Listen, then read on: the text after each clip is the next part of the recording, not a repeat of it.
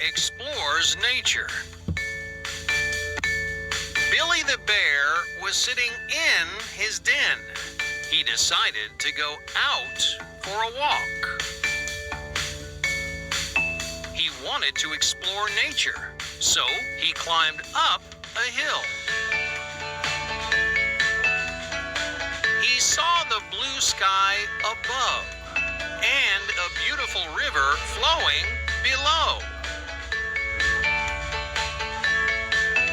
He saw two birds flying over the river. He felt the green grass under his feet. He saw the mountains far away. He saw a ladybug flying near him. He saw a squirrel at the bottom of a tree.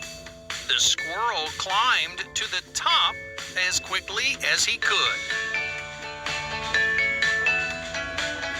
A quiet little mouse stood in front of a rock.